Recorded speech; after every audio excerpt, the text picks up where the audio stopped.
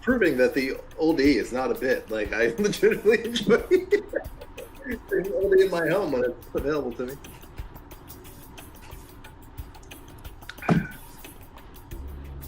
Okay. Yeah.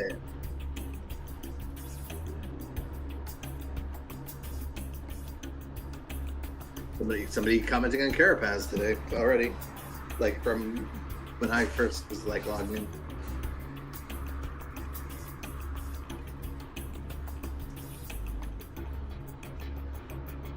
Yeah.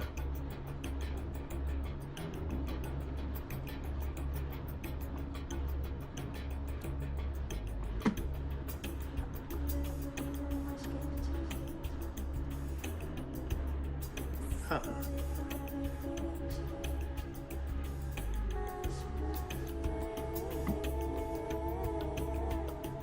I can see everything fine. Like you're not choppy or anything. Mine.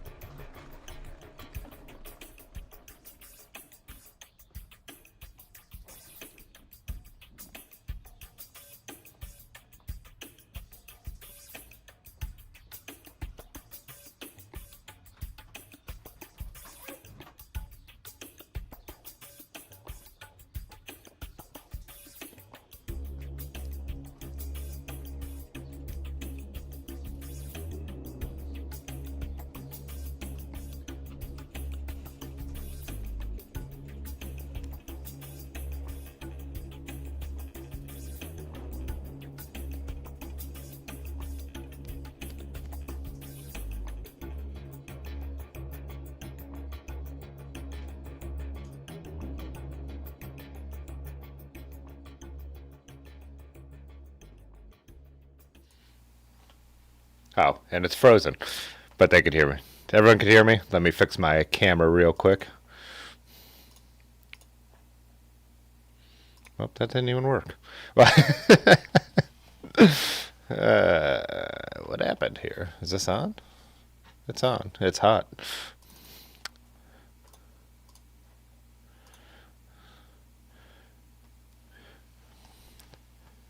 Hey, can you guys hear me? Let me know. Anyways, because my camera is failing me, but I believe we are live. Man, everything's going to heck. You can hear me? All right. Well, we're just gonna open up then. I'm just gonna throw it to me and Andrew because my camera that is not working is the one that's just on me. So anyways, we are here with Party Size Cycling. So Highbridge, he lives in Highbridge, New Jersey, and I guess kind of a, well, I guess what's the right term? Community organizer for bike rides, and then also sells merch related to all that. Come here. Cat's looking to jump up, so instead of having him terrify me like he usually does, do it while I'm looking at him. Come on, bud. Your video's going to start jumping too. Yeah. So anyways, yeah, we're here with Party Size, and we originally, we connected after Nutmeg a few years ago. We didn't meet at the first Nutmeg I was at, and then... Yeah, that's right. Yeah, Pudgy Pedal Pusher. So then... Oh, wait, I didn't turn on your mic like I told myself not to forget. There we go. All right. Now, everybody let us know if you could hear both of us. You should be able to. But anyways, yeah. So at Nutmeg, and then now we've done a number of events where we've run into each other and stayed connected on the internet. The last one being Gunk's Not Dead out in. Matt Ford super chatted $2. When Yeah, is the Kerhonkson. PSC Suburbia gravel collab happening? So yeah. Anyways, we were standing around the fire with Rob from Hartford, and we were some of the last people up. There was only a few of us, right? We were Bradley. definitely the last people up. We forced Dan because he had the phone for the Bluetooth speaker that we were using to play Mountain Goats and sing along to at the top of our lungs. Yes. At 2 a.m. Much to the chagrin of everybody at the camp I could only area imagine. around the fire. Yeah. I remember Mr. Natty saying how he had set up way back in the woods and how smart that was, and he was on the first It's smart unless you're the last person drinking at the fire, because then it doesn't matter where you sleep. You want to be the first one there. So I'm usually concerned about getting as close as possible, but not who's going to be up bothering me. Yeah. So after we had commandeered the Bluetooth speaker, sang our favorite Mountain Goat song, and annoyed everyone, we got into a conversation that started with a couple of your Instagram posts about how you just straight up say baskets are bullshit. Absolutely. Baskets on bikes are bullshit. Don't belong. And No so reason for it.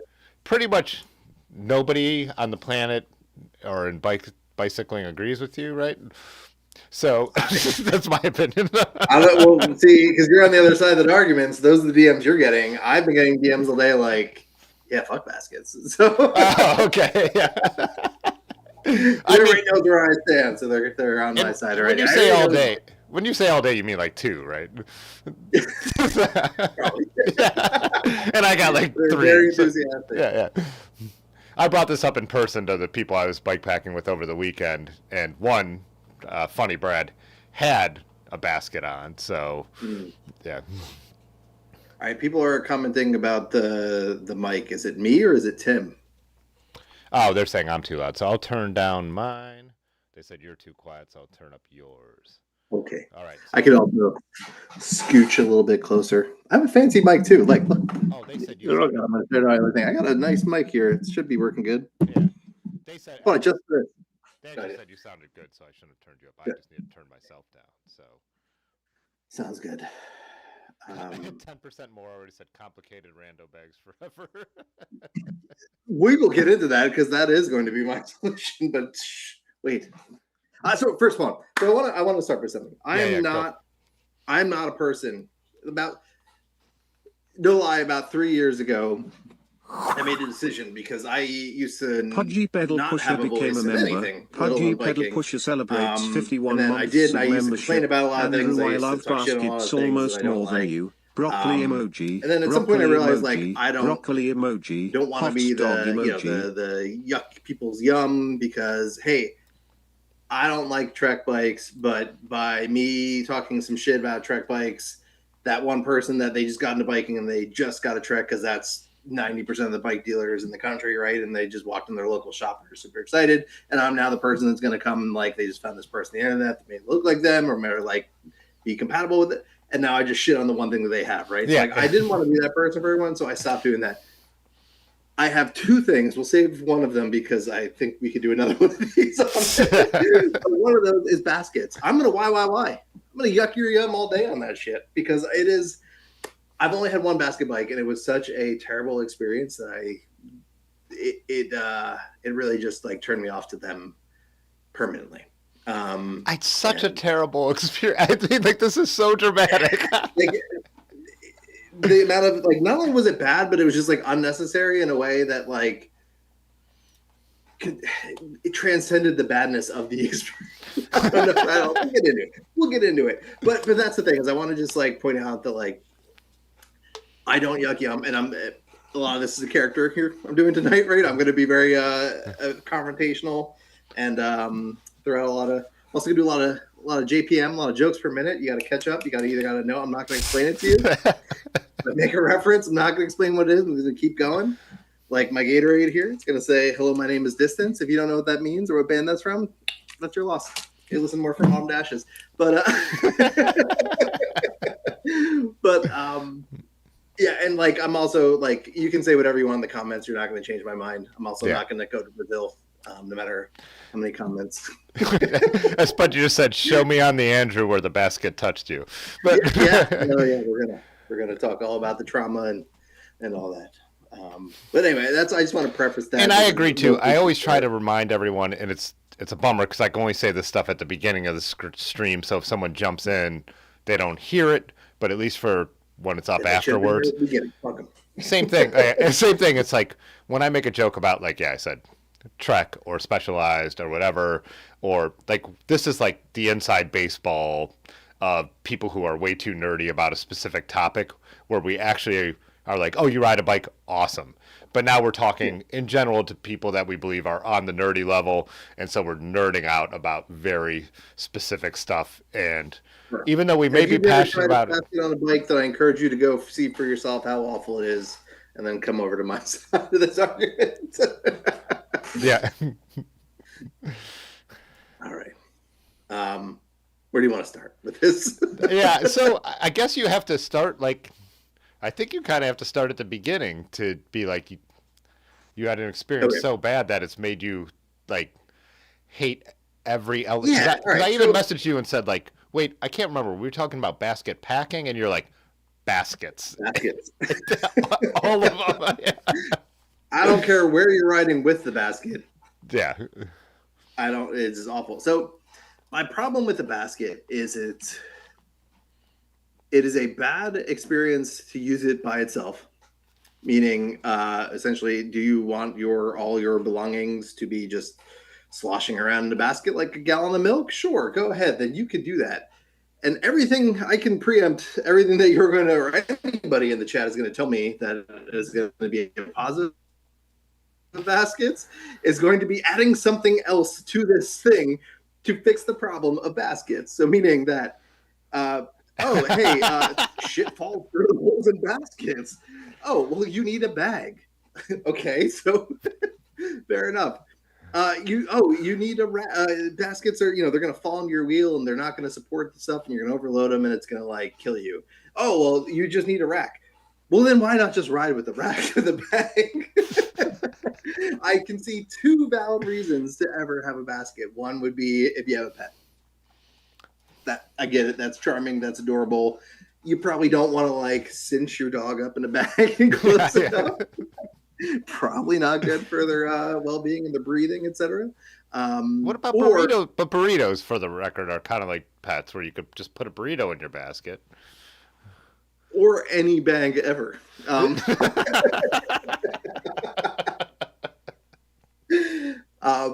So yeah, and like the only thing that kind of works, I have some images and some other things that I would say would do this actually better than a basket does, is like, granted, I currently have a situation with my handlebar bag that it sits like a little too high up in the handlebars. So like when I put a handlebar mounted light, I'm cutting off like half the light. Yeah, basket. I have a Gino, but that didn't really like the Gino for this bike. It's just not working. So you in theory, you could do that. Tim, we got a big problem. I just got a thing that said the free Zoom is going to end in 10 minutes. It's a real fast argument. So I just need to invite you then while I talk. Exactly. We'll take a break in 10 minutes. We'll switch sides. You could in theory put a light on the side of a basket, and I guess that would solve that problem. But I would argue that any rack that has some sort of horizontal facing screw structure or something like that would do just as well. So I think anything that anybody that's going to tell me the basket works, but you just need to do this, could be said if you just took basket out of that sentence and just inserted the word bag, or specifically. Oh, wait, you just bumped your mic and I lost you. Do you hear him? You turned off your mic. There you go. Because I literally went to grab it to emphasize this. You were going to pull it in close. I don't know if you noticed, I've been drinking.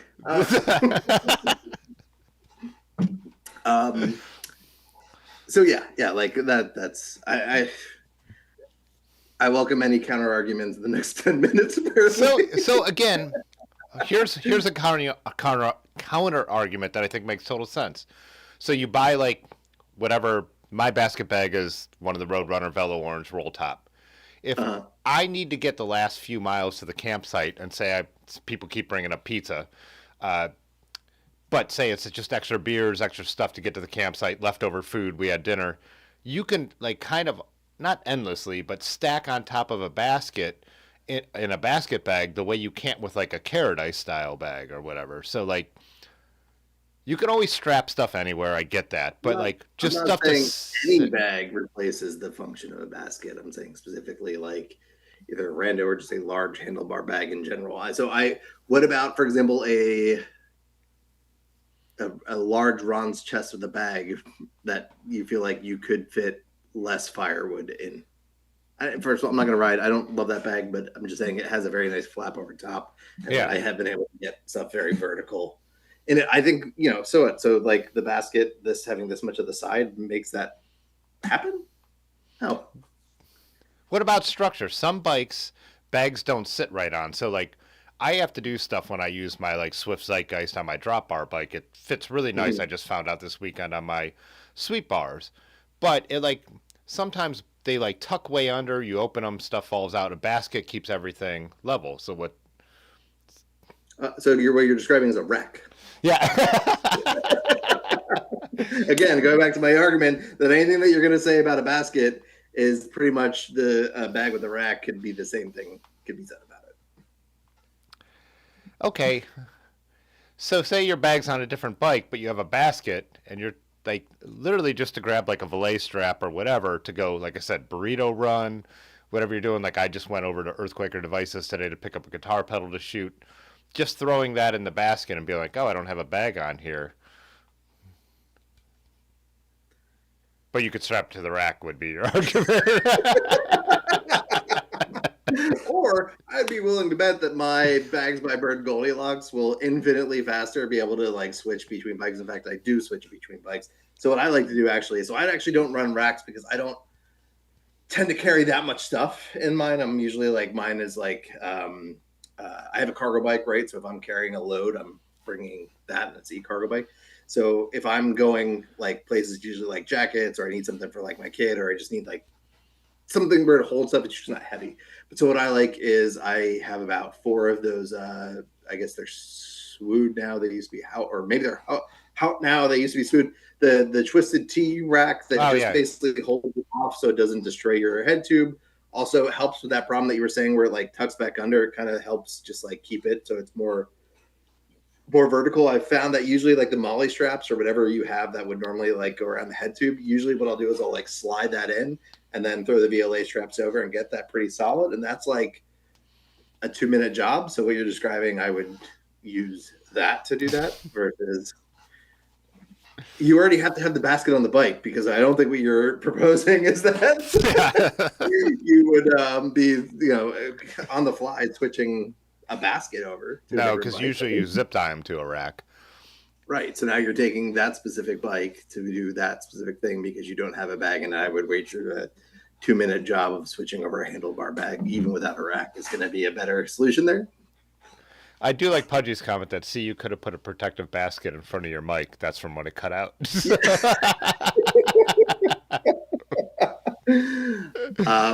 if I may, what I think, and so this is I think he did it on purpose because he knew we were having this conversation. So my friend John, side note, shout out John, who does most of the art for Party Size Cycling. So if you've ever been like, that's a dope shirt, John, chances are John or Mitchie designed it, but shout out John right this second. Mitchie, if you're listening, I'm not forgetting about you. So real quick, so like this is the Velo Orange Derailleur rack, I believe. So oh yeah. Right. So this has, I would wager you could probably put a basket bag in this. It's big enough. You can get the side mounting things if you needed to. You could probably also stack firewood on this if you really needed to. So I would say that like this is a ideal solution over a bag. And then if you need the bag and your basket bag doesn't fit, like a large rando bag, something, like I think it took some, nope. damn it, here, like something like this is going to be just as productive as your, sugar loaf in a basket without needing the basket. Because again, everything about this is the basket is like, so this is where I think I'm taking crazy pills, right? So like every conversation I've ever had with somebody that defends basket, there's always a second piece of paraphernalia that they need in order to like justify the use of the basket, right? So like, okay, well, you need a rack, then you need a basket, then you need a bag. Well, just take the basket out of the equation, and it's the same thing. So I don't know, man. I'm willing. I'm said my piece. That's really all I got. We can go on for another hour, but like, this is my stance. So I guess you definitely make some good points because I do like, and over the weekend I went with no racks, nothing. I just went 2 carrot ice style bags, the Swift Zeitgeist, and a frame bag in the middle. And again, those are fine for when you get to campsite. They have external pockets for my snacks. And again, I just feel like there's something about the way. Again, you showed a Velo Orange rack though that is basically just combining a rack and a basket, though. Yes, but it's to get the structure and the support that you would need out of a basket, you'd also be running a rack. So it does. So that's what I'm saying. It does combine those two things. So why you're saying the basket is better is because it has a little bit of vertical stability. I think that rack does it, and that's what I want to say. I don't consider that a basket. I consider the basket more like that, like, I don't know, for lack of a better term, flimsy. That's not flimsy. That's not a good word. But like the wire is the thing. Yeah, the like walled 137. That. Yeah, exactly. That's what we're thinking of when we're talking about this, right? Or like, yeah, I guess so. If your argument is that is a basket, well, then yes, I'm okay with that basket. Then my problem is more with the walled variety of baskets and not that. So I'll be willing to like split hairs over that. Yeah, because what Surly makes, don't they have actually one called like the pizza rack or whatever? But it is. Yeah, or like the 24, yes, or something like that. But yeah, 24. But it is combining the basket concept and the rack concept. I would say so on my Marin that I did the Gap and CNO on. That was the only tour I did basket packing. Like I said, I had a roll top Velo Orange Roadrunner bag in there. But again, like now I take that bike out when I just want, like, I'm like, oh, I'm gonna go for a burrito run. I've got the basket bike. Like it's so it has like these two functions that work so well for me. And I could see like, and the rack on that bike is a Sunlight or Sunrace, whatever that brand is. So walk me through it. Walk me through that a little bit more. You get a burrito and you put it into a basket. yeah, yes. You make a wide left turn.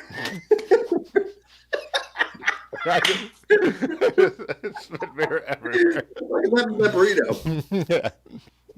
Well, you need an enclosure over top of it to make sure it doesn't go flying out. That's a bag.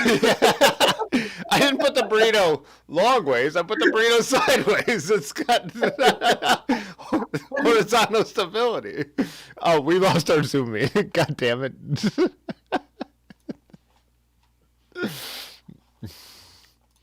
And now I don't have the other camera working either. Is this? Let's see if I could fix this. Oh, that turned it off.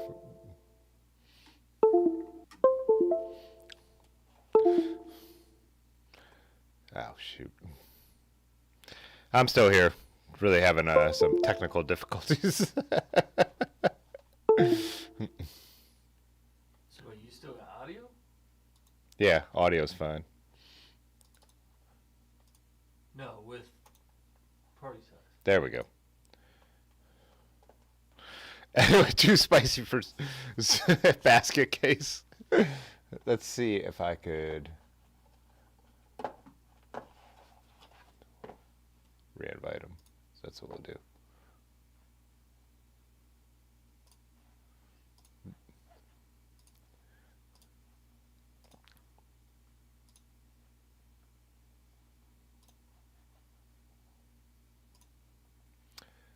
All right. Dave, you talk to everybody. Oh, man, come on, Google. Get me in here.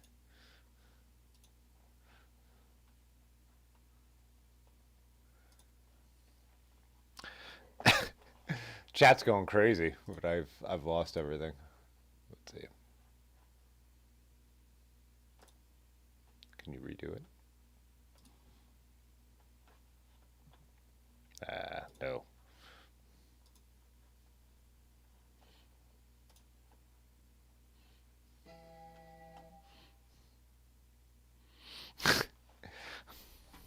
Yeah, where do we... So, what is another free voice chat thing we should move this over to? So, because Zoom will not let me sign in, even though I've used it a million times.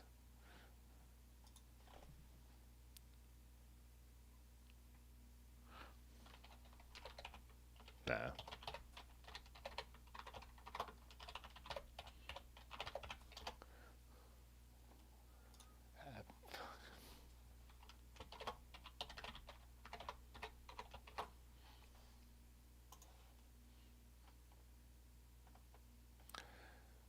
Looks like it's got it.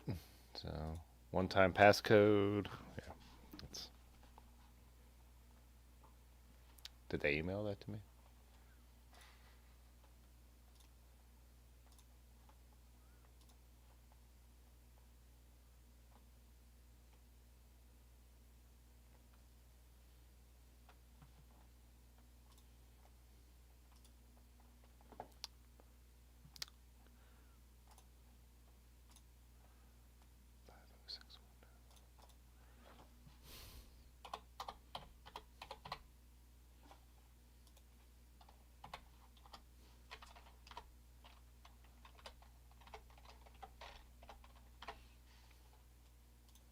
This is the content you guys love.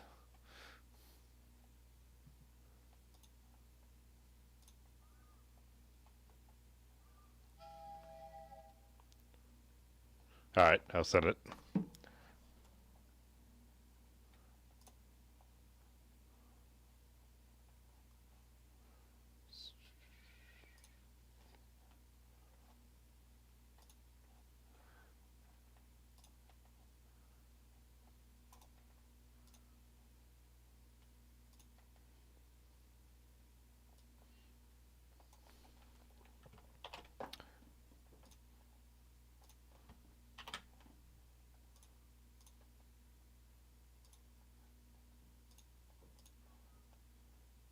What do you do here? Oh, email.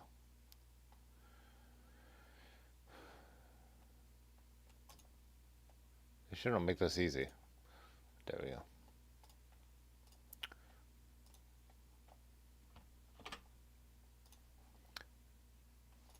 All right, just sent the invite.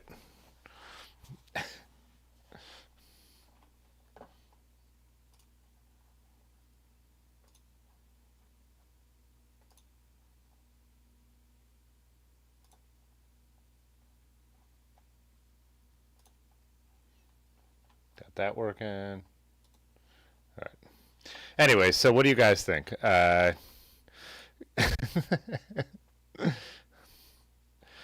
So what would be the argument against party size as argument on bikes? Let me see what you guys got.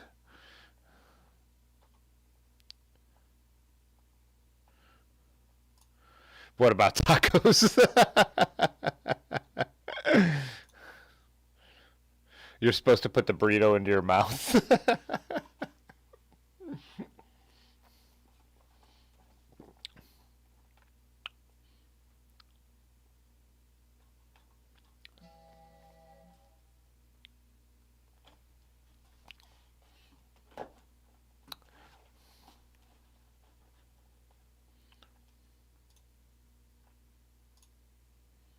How would I put a basket on the Rowley? I actually probably couldn't because I have a carbon fork on that bike with no mounts. So it'd have to be mounted all the way down from the wheels, which I actually don't like to do, or from the axle because then it triangulates your suspension. But the basket god is pissed. Unbound said, I'm confused. Am I supposed to hate people with baskets or not? It's getting harder to be judgmental in my old age.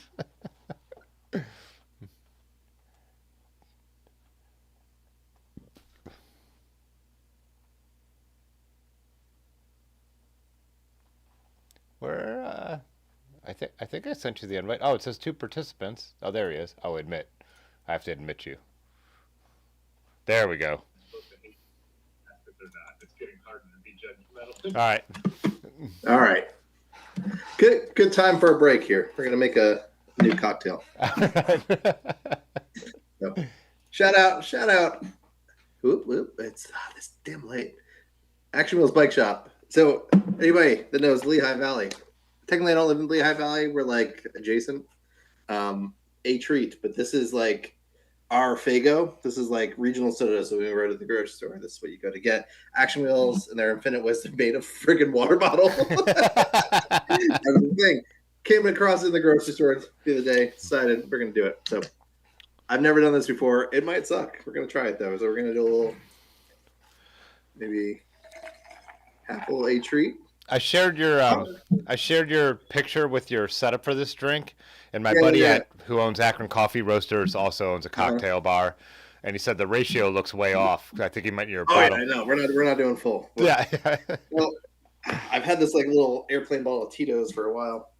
So I don't know if anybody noticed. I am not wearing not one but 2 pieces of unlicensed Slayer merchandise right now for this occasion because I was ready for war here. Little shout out Tito's, and I've been into the. I'm not a cop, so I'm just gonna call it light blue. If anybody's familiar with that meme, I don't get that. I don't get that joke. Remember, I said not explaining jokes, so the risk of this exploding. Give a little. Yeah, that looks good. How it work? Pretty good. I mean, vodka doesn't taste like anything, so it tastes exactly like the drink, right? Yeah, I think it could use another shooter, but I mean, this might have to be a little ride. Like, you got the sugar, you got the electrolytes, and you got some courage for the descent. Like, How much Gatorade and how much of the? I did like an old water bottle. I did like Big Blue up to there, so it's like shy half of the Big Blue. Gatorade up to the second divot. I'll put the recipe online. I'll formulate it a little bit better. Yeah, you know what? This is too good. It's gonna go down too fast. We gotta. Oh my god.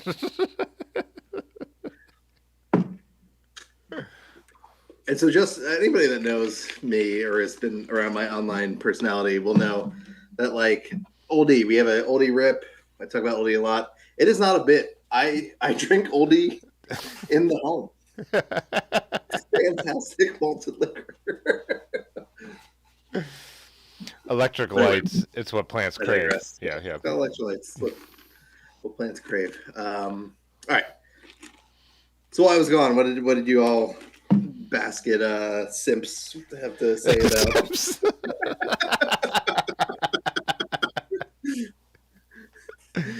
have to say about defending your precious little square metal garbage. So this guy said baskets are like fanny packs. I want to hate them, but they're so practical. I can't ride. I don't like riding with stuff on me. So fanny pack, like all my friends, Ben, Aaron, they all ride with fanny packs. Aaron's even added a feed bag to her fanny pack, so she's got like a whole system on her body going on. But my stem bag is one of my favorite pieces of equipment. I'm a big stem bag person. Where your knees don't hit it? No. My knees hit the handlebars sometimes. I don't know. You got too much sweet. That's why drop. I can't. Yeah, I love the concept of feed bags, and I would love to even use my like Osmo Pocket 3 when I'm riding, but I can't have a feed bag there. Just it always bumps my knees. Like because I have a. If you can't tell from just like this part, I'm a fat person. I have big like legs, so my problem is always like I can never put like a lot of stuff on the back. It's like anything where it's like up against the seat post, my legs are hitting on every pedal stroke. So for me, I'd rather throw everything I can in the front and like leave like just the bare minimum of the back, or try to keep it as far away from the seat post as possible. So Side note: the oldie did not ruin this. Yeah. It's lit. Hey, fair enough. I mean, I was just looking through the Yeah, did you see? comments here, and Ryan Olinger, fucking Slayer, hell yeah. Everyone's just making fun of me not being able to Yeah, get it. so I actually have a question for you while we're vamping here. So the Jack the Rack, I know that you use that. How do you like that? I love it on the Raleigh. It's just like you said, the swood cycles like standoff, like it kind of does the same thing, but it's a bottom support. So Yeah. it just holds my zeitgeist where I want it, and it's still not a wreck. You're not like doing any hardware on your bikes.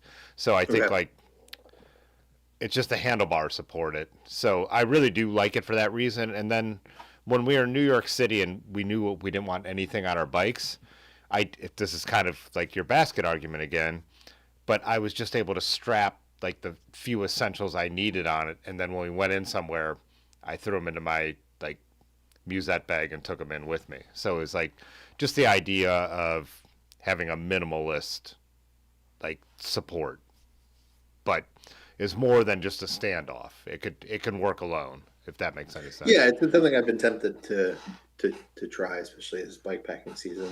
I'm not a huge bike packer. I go like once or twice a year, but it's definitely piqued my interest because the other one is definitely not a support. It's more of like it's going to hold it in place, and more importantly, like I would say, you know what, I'm going to go my favorite bag is the Roadrunner Jumbo Jammer that I ran on my early disc trucker forever. And it's a cavernous bag. It doesn't have any organization or anything fancy, but it like has a very ingenious system where it like with the way that it does debuckles, that it loops back around your handlebars and uses the handlebars like cinch the bag up into the handlebar.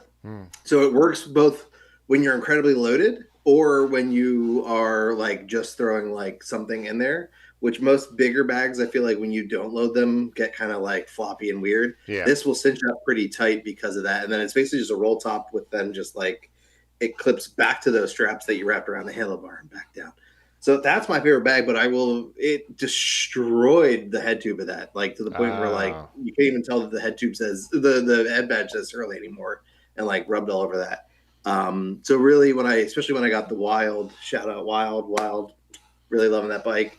I didn't want it's a custom titanium bike. I really did not want to fuck this bike up. So I got, started getting these to like sort of keep it away from the head tube, and then liked it. So I got them for everything, but they're the only one of those I've tried. I have not tried any of the other ones. I know there are a couple others out there. So I'm definitely open to trying more of those solutions. Cause as we know, I'm not putting it in a basket. Jack the Rack is nice too. Someone just mentioned that it's super quick to remove and install. So it is one of those things where if you don't want it on there, again, there's no turning of any bolt. You know what I mean? It's just, it's the spacers that go on the handlebar, and then it gets its strength the other way from a strap that goes around the stem. So that's what's really nice about it. And yeah, I didn't expect to just like run it all the time, and now I'm like, I'd never take it off my bike. It's just like, again, if I don't need the bag, I could strap something to it. It's a pretty ingenious solution. I feel like standoffs, I would actually rather have a standoff on the rear for my zeitgeist to like keep it up. I just got a Bagman at a swap meet, and I have not got a chance to use it yet. So I've never actually run anything other than like a sausage roll in the back. So I'm excited to maybe use either on my Wild, my bigger bag, because I got some customish bags. I said I sent out some fabric to them and said, can you make the bag out of this? So I have the Goldilocks, which is sort of just like a generic handlebar bag. So either that and the Jumbo Jammer, because I still have it. And then I'm not sure which one I put in the front and back, but maybe try to run a bike packing setup that's like that in a half frame bag and see how that goes. I also have those. The Wild has the 2 screws for like the top tube bag, which I've never used before. Yeah. So I kind of want to get one of those just to try it. Like I don't feel like it's gonna. Jess add Murphy that much became to it, a member. Maybe that'll be the thing that I hate, and I'm talking shit on next year when we do this. But Yeah. It's, But it's funny, yeah, the top two bag I'm open to thing. try. I'm open to try anything. The top two bags are so convenient, and I am like a total like function over form guy. Mm. I really top two bags. I don't. Man, they look so stupid. I can't. And I'm like, I'm not even. And I know like even like the GCN thing, they make fun of like triathletes for using top two bags, and they're like, it's kind of like the, and in the alt cycling scene, that's not even a thing. And I still like, I can't bring myself to put. I have the two bolts on the gunner. I don't think I could bring myself to put one on there. And when I first borrowed that bike from Otis before he gave it to me, I took it off. I literally unbolted it because I'm like, this looks dumb. They look good. I think they look good, and I think, but I guess where I would be concerned is like I'm like, what is I only have one stem bag. Would I be better served with a second stem bag instead of the top two bag? I don't understand what that's going to bring that a stem Jamie bag Kane doesn't. Because subscribed again, I to feel the like the channel. stem bag is more versatile, and doesn't require screws and all the other stuff, and you can kind of like. I guess for me, a take off stem bag easily. would be my knees wouldn't hit it because it's going to be in line with the tube. So for someone like me, the top tube bag would be better than a stem bag for me. That's true. Yeah. go, I've never had that problem. That's weird. Not weird, but like interesting. And even on drop bar bikes? So I know you have like the sweepback on the gunner, but Yeah, my Raleigh is drop bars, so and even with the drop bars, the stem bag. it's even worse. Too. Yeah, I must All right. ride super far forward. I don't know what it is when I stand up. I don't know. Maybe, yeah. If anyone Big knows, people, we tend to set back, so I have like a setback on the seat post. I'm even running pretty far back. and I do that too. Somebody asked me what wild I have. I'm not like a dentist or anything like that, but I I got an opportunity to have like a 40th birthday dream bike build that was got the green light for, and we do okay. So I got a custom tie wild earth ship. And with that came some of the modern things, and everybody can hate me for that because I'm already apparently pissed you all off anyway. So electronic shifting, that's great. I think we had this conversation too while you were too drunk to remember, but I am now either friction, like just pure friction shifting, or electronic shifting, like mechanical index shifting. I cannot think of a situation where it's the best, other than maybe price, obviously, but at that point, the friction is going to be cheaper, so that's better on that front because like it just works. It just freaking works. Like, and the fact that I was able to run, drops and hoods with a 1052 in the back without needing a tan pan or anything, or having to worry about cable. Like, it just, you type in the freaking thing and it starts shifting and it works. It's amazing. So shout out to Hashmani Bikes who built that. But I still, that's a giant leap between electronic and friction. Like indexing is that's what I'm saying, dialed. but like the opposite ends of the spectrum are where there's value. So it's either like this nice value setup where you have infinite trim and all the other things, right? Or like this thing where it knows exactly where it's supposed to shift every single time, and you don't have to deal with cable stretch or cable routing or any of this other garbage that's going to impact how your bike is shifting. It's mechanical index shifting is the thing now that doesn't make any sense to me. I'm crazy. I'm the only person. It's absolutely insane. But I thought I was always going to be a friction guy because I rode vintage bikes with down tube shifters. And once I got a set of like 9-speed, 105 Shimano, I'm like, this is how you ride a bike. And for a week until the cable stretches. But I mean, it takes like that's only in the initial setup, and then they're there, and then it rides like that for 2 years. Cable or friction, like you just shift it a little bit more, and then it's like whatever you want. 3x9, that's what I'm saying. Like, 3x9 Shimano has trim in the shifters, by the way. I don't like stuff in the middle, is what I've realized. Right, like I like the really nice. This is the perfect solution, but maybe it costs, or this is like the cheap solution, but like has all this great value to it. I don't know. It's just the middle thing to it. That doesn't make any sense to me. It has all the negatives of both sides. Wow, that's the hottest take that I've heard. Like friction or full on electronic. Like look at the town. It's just wild. But that was the first modern bike I honestly, the Surly Disc Tracker was the first new bike I've ever had. And then this is like the first nice bike. I'll say Disc Tracker was good, but it like wasn't a nice bike. I was never like, afraid to leave it. I like lock this bike up. You can take it if you want. Go for it. Yeah. Like the Wild is like the first bike where I'm like protective of it and like really want to make sure. So you're drinking Old English, or you're drinking like a barrel-aged stout from 12 years ago? Exactly. I'm drinking Big Blue Gatorade and vodka, or Blanton's single barrel. Hey, West Coast IPA is nothing you want. That's just high class, low class. That's it. Yeah. I will say, so for all of you basket bike sympathizers out there in the chat, I saw him in here. Good buddy. Speaking of Action Wheels, he used to work at Action Wheels before he is going back to school. Robert, who runs Basket Bikes Instagram account, he's on your side. Go follow him. Yeah, give them a little plug there. I think they have shirts. Rob, correct me if I'm wrong. I think you have shirts or making shirts. So there's a logo. I know, a Bigly Death Metal logo that they have that is on things. Shout out them. He's furious at me constantly every time I'm talking smack about him, taking sales out of his hands. That's why. Yeah. Making his baby starve. Yeah. All I'm hearing is that you don't want to futz with the barrels. Yeah, for sure. I don't.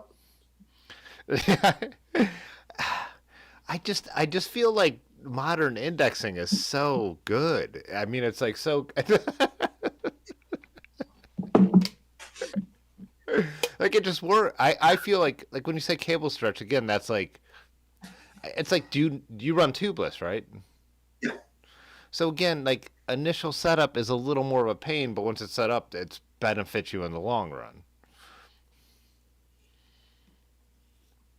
Like putting a tube in your tire is easier, but you're thinking ahead. You're thinking 2 steps ahead. This is going to be better. Well, I'm just saying you with friction, you're never wrong. Like if it's wrong, you just move it.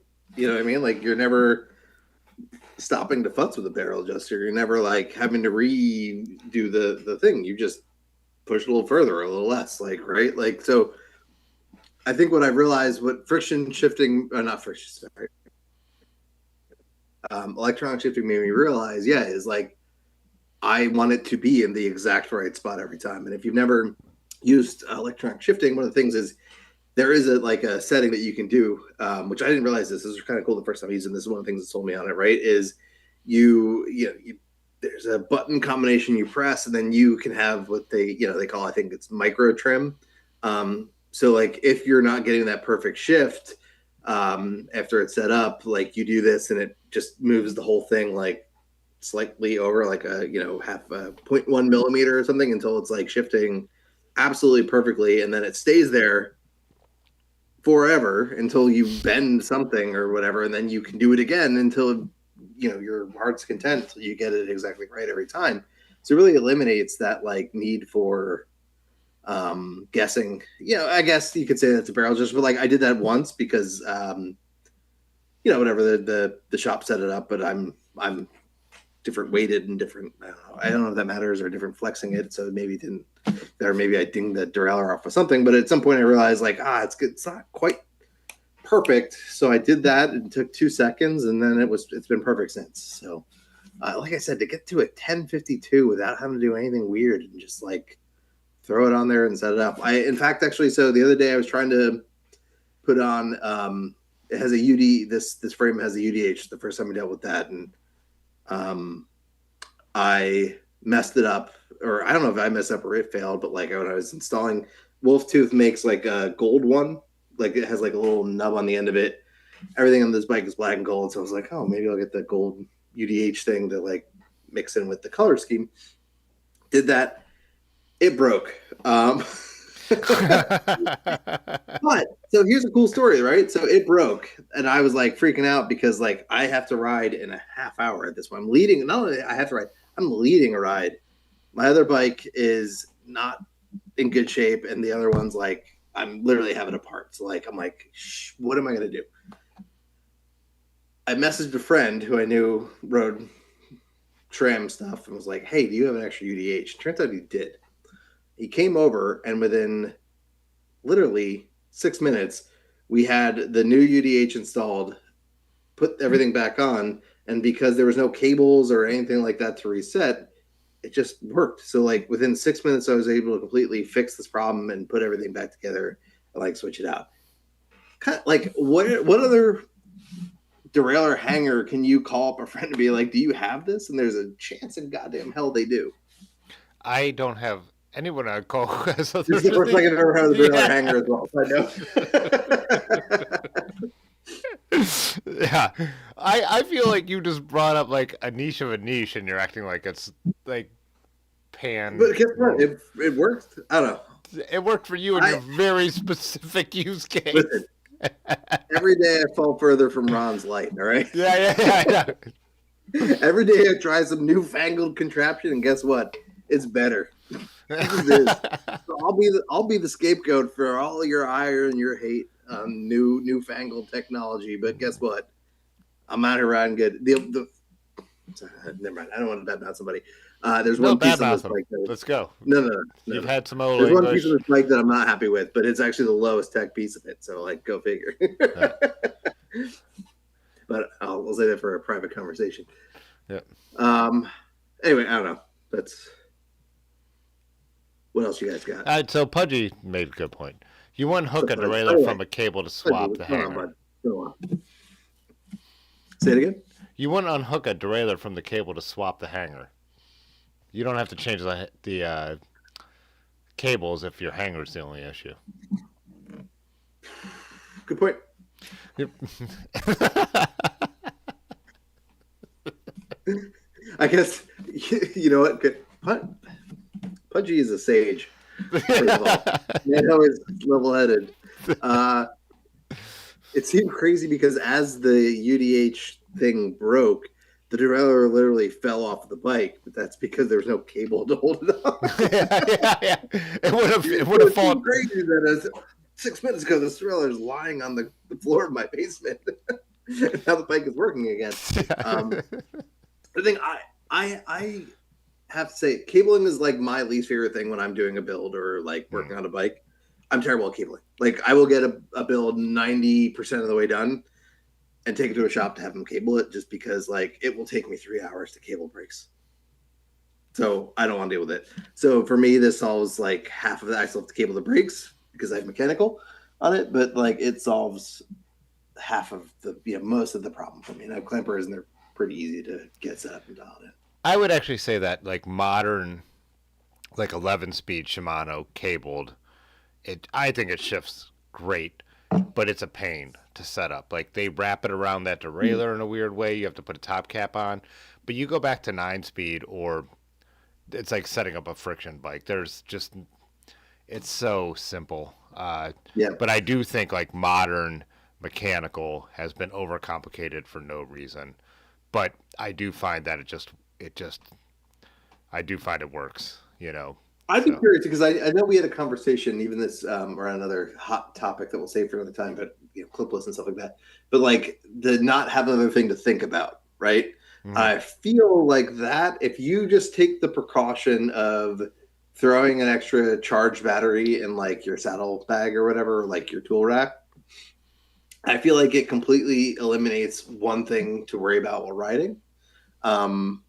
And I feel like there is a lot of value for that. Is it worth the dollars? I don't know. This bike was designed around wireless shifting, so I was like pushed by Wild to go into that, and I was like, sure, let's give it a shot. At this point, we're doing the dream build. Let's use the nicest whatever we can. I'd be curious to see how you. I think I would be very interested to just hear your opinion after trying it for like a couple months on a bike. So I used whether you with it or not. When Otis first switched the gunner to sweep bars, he had the whiskey, their mustache bars on there, which that's what got me into the idea. I'm like, I'm gonna have a bike like this, and he Mhm. had SRAM, so flat bar SRAM wireless shifting, and when I rode it, I think I have a video about it. I'm like, it's great. Like it definitely does what it's supposed to do. My downsides were I couldn't shift through gears as fast as I could with indexed. Shimano index especially. So Shimano, you can sweep through the gears really, really fast. Mhm. Whereas the electronic and I know you could change these settings, but the bam, bam, bam, Yeah, bam, bam, that's what I was about to like say. with the stupid kind of ways we ride, like and like Ben's routes, where I turn a corner and all of a sudden it's also my two by argument. There's some steep thing that I didn't know about on Mhm. rough terrain to be able to drop in the front and then sweep through a bunch of gears in the rear. I found mechanical was better at that than electronic was.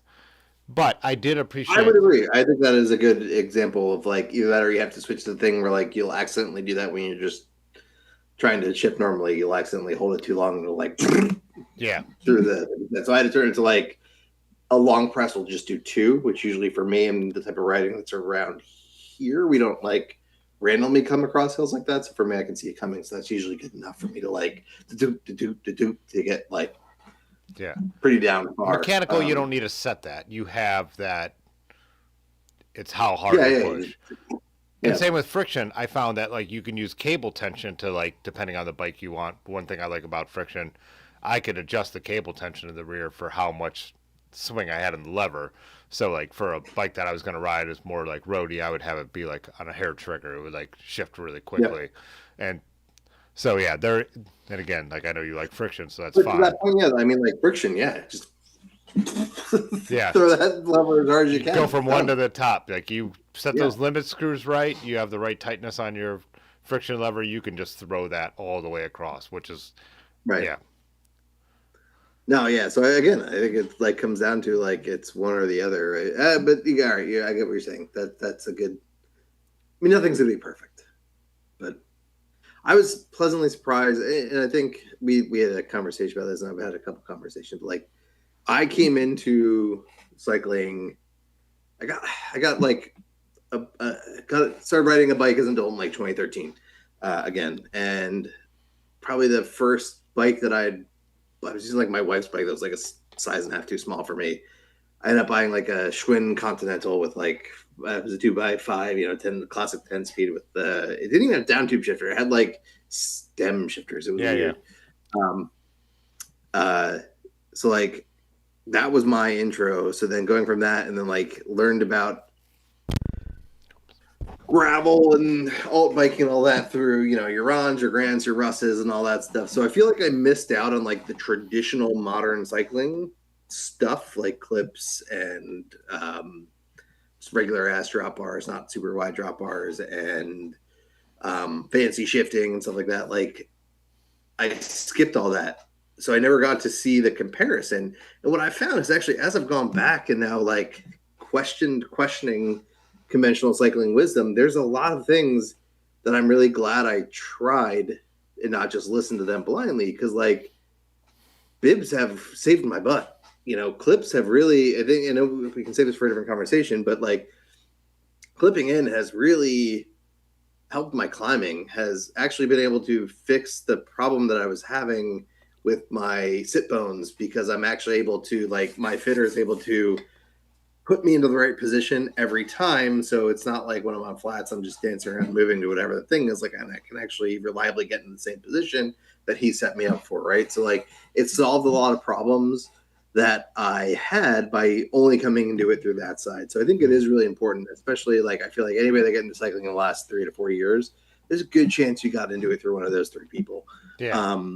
In our scene, right? Like try the stuff they're talking against. Ron can only say this because Ron destroyed his taint road cycling. Ron, like these guys have all done the other thing and then tried it their own way. If you haven't tried the other side of it, I think you owe it to yourself to try more, like do the dumb roadie stuff, do the dumb traditional cycling stuff, and make sure that it actually does, like the thing that they're against actually does work for you. Because I think at least for me, what I found is, I was against this without ever actually trying it. And for me getting into it, I was the biggest fanboy of all 3 of those people for the longest time. And, I'll be honest, I feel like I did a disservice to myself because by not trying these things, I'm like, oh, I'm positioning myself with this camp. I missed out on a bunch of things that actually make cycling way more enjoyable for me. And I mean, I know that that's your opinion too, is like do what works for you, ride your ride, that type Yeah. of stuff. I think that's really interesting because I came into cycling without any of that. Mm, I just owned a bike. Like, and then I started to meet people who were talking about stuff. And it was like Pudgy who was like, are you going to Nutmeg? And I'm like, what's Nutmeg? And he's like, Ron's thing. And I'm like, who's Ron? So it was like, I had no, and again, I always think of Russ because I feel like from Pathless Pedaled, I look at him and like talking about like, you don't have to ride in cycling clothes. And I'm like, yeah, I never have. Like I had no idea. Like I worked on a farm and when I got back into cycling, I was like, this is what works for me on the farm. This is what I wear. So it was all of those like button downs that keep the sun off your skin because I don't like wearing suntan lotion, all that stuff. And it was like, yeah, completely like the clueless aspect. So coming from the other side. So, and then when I liked vintage bikes, I liked the toe cages for climbing and all that. So mm, I definitely know why people like clipless, but I also just ride everywhere I go and I just want to have my Vans old schools on. So it's like yeah, one of those things where it's like I found platform pedals that work really well and feel like that. So I'm like, now I don't have to deal with cages, also don't have to deal with special shoes, but it's that whole kind of thing. It's like, yeah, don't close your mind to anything. And yeah, I, I think that's the biggest thing is if you're against something that you haven't tried, maybe throw it on. Let's be honest, most of us have multiple bikes. Throw it on a bike and see how it feels. You could go to any swap at Nutmeg or at any of these things or your local swap. You're gonna find like a cheap pair of clipless pedals. You're gonna find those same Shimano heavy ass pedals like for $20 there. Like grab them, throw them on a bike, see how it feels. Buy a second pair of some SPD shoes. Like give it a shot. Make sure it's not for you before you kind of firmly put yourself against yeah, something. don't reject anything out of hand. Like, and Yeah, again, there's a whole, I just to watch like probably like doing this retroactively to watch the scene. Like there was a whole like single speed movement. Then all those guys got gravel bikes, and now we're all getting sweet bars. And some things are trendy for a reason. Like they're very practical. I feel like doing the '90s mountain bike thing that was a trend. yeah, If you're a certain size, that probably works for you. Those bikes are weird ass geometry. I have a couple. I love them. I ride them. I don't think they're that good. Like they're like they look cool. You have to do all this shit to make them actually work. And maybe if you're like 5'3", that is not as big of an issue, but whatever. But so I think there are aberrations in the trends, but other trends just make sense. I feel like the alt cycling community is kind of aging. And like I said, when I was out at Nutmeg the first time and I watched Miggy, who goes by Helmet Kids, like bombing down the descent, and it might have even been higher ground in the sweet bars. I'm like, that looks like it's very comfortable and practical. And like that's what affected me. And now that everybody's kind of like, not everybody, but switching to bikes that have sweet bars, it's not because it's just a trend and it's just a look. It's because it's practical. And I think that's what we're sure. getting in the movement. So, But I got wider drop bars. I have a couple bikes that have had it's gone through different iterations. Tried like the Ramblers and tried some other sweepback bars. Other than like my Tandem, which is a very very upright bike, I typically find that anything other than like purely sitting up like this, I don't like that much sweepback. I like drop bars, but I also had like really wide drop bars. I always had elbow pain and some other issues. And like it wasn't until I started switching to like more normal or closer to normal. They're still wide compared to like a road bike, like a typical roadie, but like they're not the ortho bar, like ortho bars are like an example, like the towel rack bars, whatever. Like they're not wide bars in the alt sense of wide bars. And like, guess what? My elbow pain went away. oh, really? Yeah.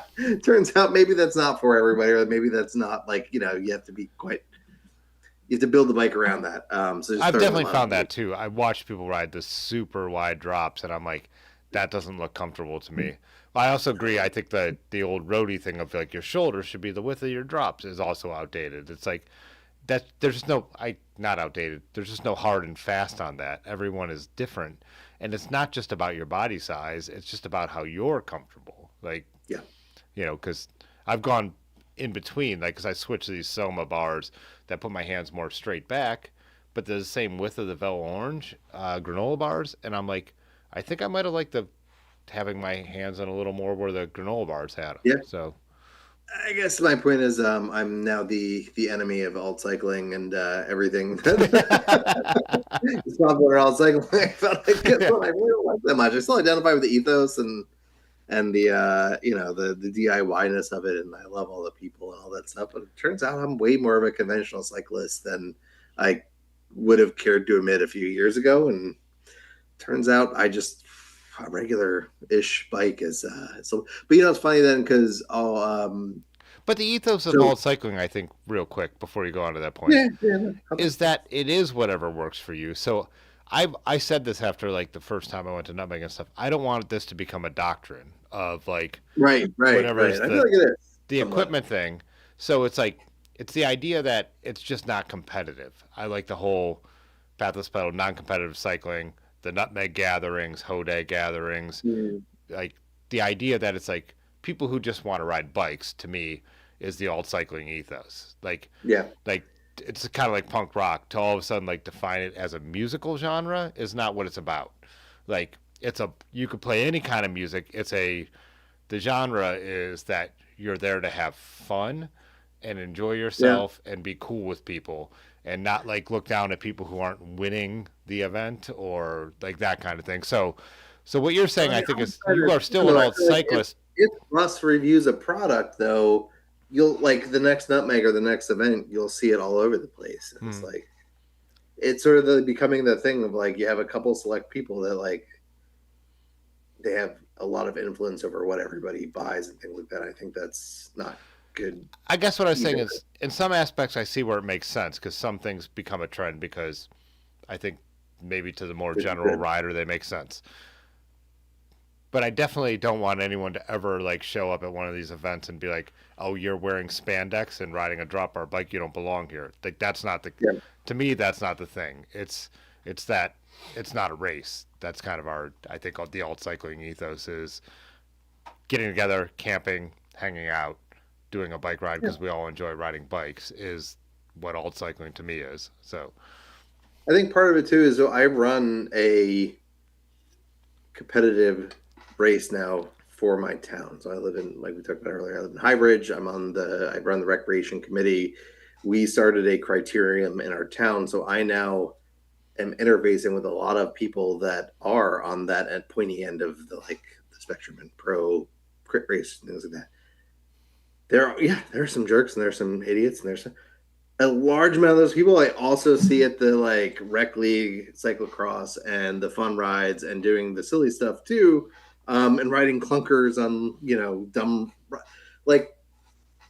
that. Even that world has its own spectrum of different things, and as I've become more again being against that without actually ever having gone to a race or been involved in it, I'm finding, hey, a lot of these people are just like us and are the same thing. They just happen to be really goddamn good at what they're doing. Yeah. And they've been doing a disservice to themselves in sport by not going out and riding fast, right? And so they do that too. But a lot what I find is most of them, that is not their personality. That's not the thing. They're also doing the fun stuff. They're also doing the stuff that we would all be down for.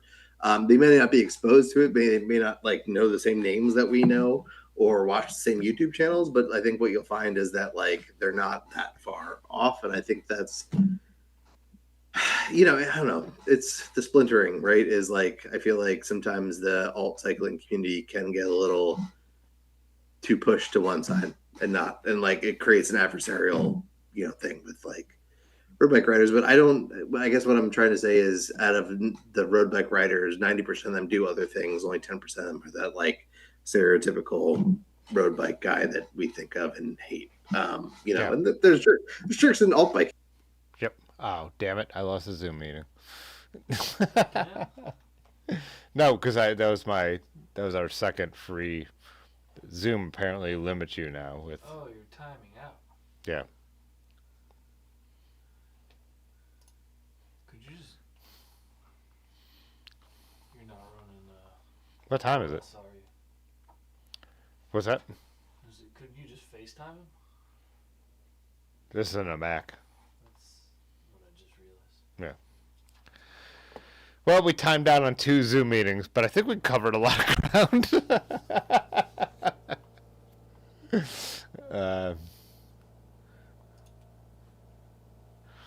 Yeah, I don't know. I guess I think I think we're both down to keep talking, but I think we also got to a pretty good point where we're trying to be. And just to carry on with like the thing he was just saying, like I've said this a million times, I love professional road racing. I watch it all the time. I'm watching the Giro right now, and I do think like the culture over there has changed. I've always said this. I think the mid-pack riders are the worst people you'll meet. They're the ones who like think there's a thing they need to do and be. Matt Ford super chatted $2. Rock and roll McDonald's. Chips emoji. Chips emoji. Chips emoji. Chips emoji. Chips emoji. Chips emoji. Chips emoji. Chips emoji. I'm also about to wet my pants. So I think we'll make this, I think what we need to do is just bring Pudgy, I just read his comment. Bring Andrew back on when he has time, and we'll continue this on. But, yeah, I think for now, I think we got there. All right. See you. Okay. Okay, bye. All right. Cause Yeah. this not Fitzwater photo.